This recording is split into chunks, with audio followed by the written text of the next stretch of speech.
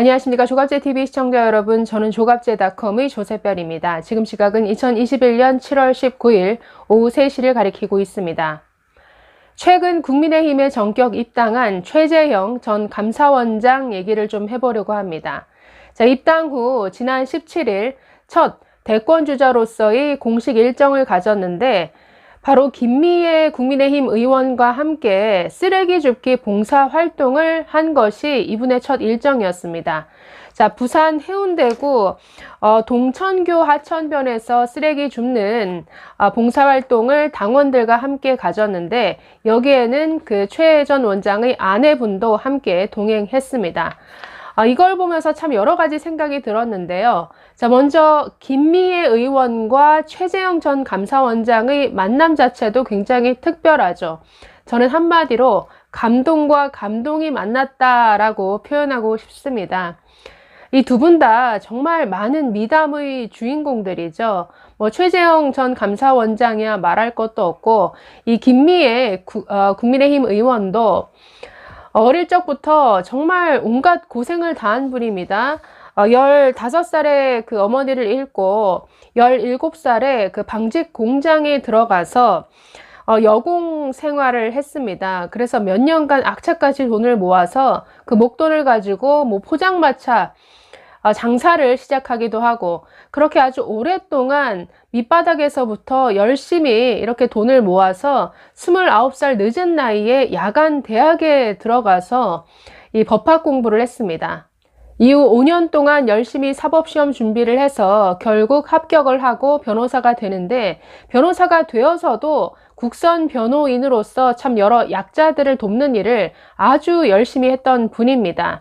이렇게 어려운 환경에서 오직 자신의 노력과 열정만으로 국회의원이 되었지만, 무슨 여권의 586 운동권처럼 대한민국에 대해서 뭔가 반감을 갖는 이런 분이 아니라, 항상 이분은 대한민국이 나에게 이런 기회를 줘서 감사하다, 공부할 수 있는 기회를 줘서 감사하고, 변호사가 될 수 있는 이런 길을 열어준 것에 참 대한민국에 나는 감사한다라고 늘 말하는 분입니다. 자, 이분은 또 입양 스토리로도 유명한데, 자, 결혼 안 한 미혼입니다. 그런데 입양한 두 딸이 있습니다. 10년 전에 생후 80일 된 딸을 입양을 했습니다.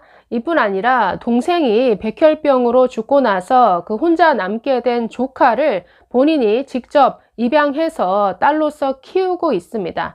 그래서 이런 참 감동 스토리의 주인공 김미애 의원과 또 다른 감동 스토리의 이 미담 제조기 최재형 감사원장이 함께 이런 공식 일정을 시작한 것에 대해서 굉장히 언론이 주목을 한 것 같습니다. 그래서 감동과 감동이 만났다, 딱 이런 제목이 어울리는 이런 모습이었는데요.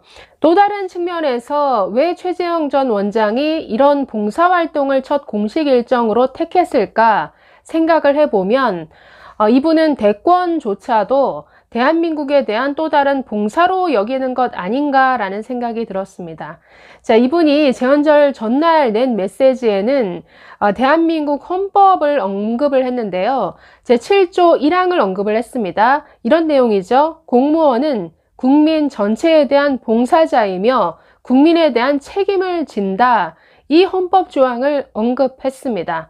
그러면서 공직자들이 국민보다는 정권의 눈치를 보는 경우가 비일비재하다라고 비판을 했는데, 이런 것을 보면 정말 국민에 대한 어떤 봉사의 자세, 이 대한민국에 대한 봉사하는 마음으로 대권 도전에 나선 것 아닌가라는 생각이 들었습니다. 자, 또 다른 측면에서 제가 느꼈던 것은 쓰레기 줍기를 했습니다.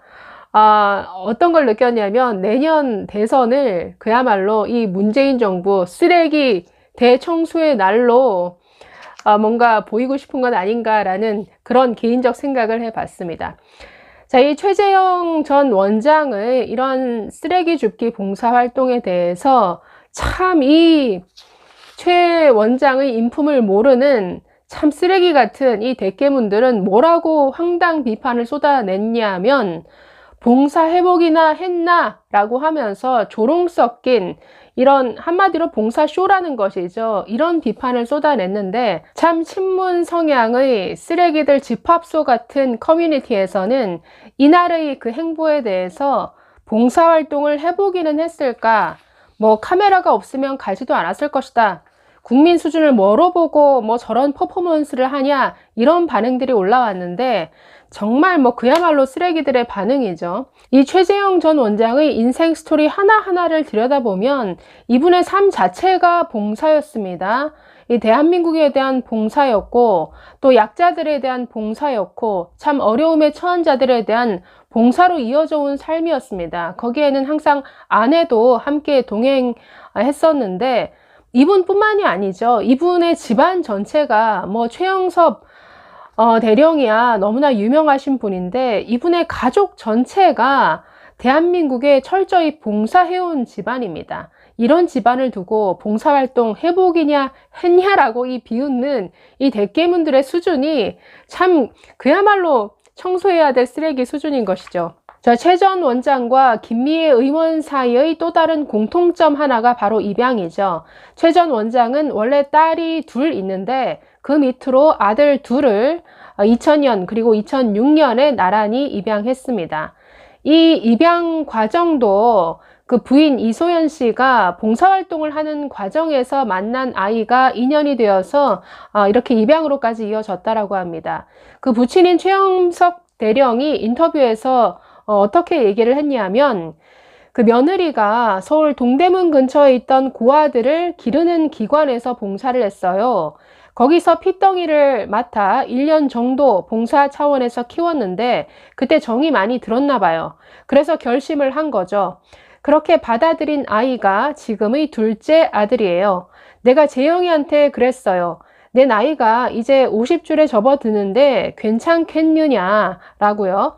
재영이 부부는 이미 결심을 굳힌 것 같더라고요 라고 인터뷰를 했습니다. 그래서 이 이후에 아들 둘 굉장히 지극정성으로 잘 키워낸 것으로도 또 유명합니다. 자, 과거 최재형 원장 부부와 목동에 있는 한 아파트의 이웃으로 살았던 한 법조인이 이렇게 인터뷰에서 밝힌 바 있습니다. 최재형 원장은 제가 살던 아파트 바로 아래층에 사셨어요.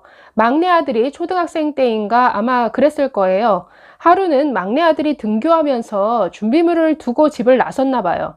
그랬더니 최재형 원장님 부부가 집 밖에까지 나와서 챙겨주더라고요. 모르는 사람들이 봤으면 그저 친아들 챙겨주고 있겠거니 했을 거예요. 최재형 원장 부부는 아들들에게 헌신 그 자체였습니다. 아마 가슴으로 낳았다라는 것을 모르는 사람도 많았을 겁니다 라고 말합니다. 최영섭 대령도 바로 이 손자들에 대해서 인터뷰에서 이렇게 밝혔습니다. 재영이 첫째 아들이 나처럼 해군에 입대했잖아요. 근데 이 녀석이 사격에서 1등을 했다고 그러더라고요. 나중에 갑판병으로 배정될 때에도 10등 이내로 들어갔다고 하네요. 손자 두 놈이 나를 참 좋아해요. 그중 큰 놈이 나한테 할아버지 제가 군대에서 배운 게 있어요. 그래서 뭐냐? 라고 물었더니 인생을 사는데 노력한 만큼 땀 흘린 만큼 보상이 있다는 걸 알았습니다. 이렇게 하더라고요.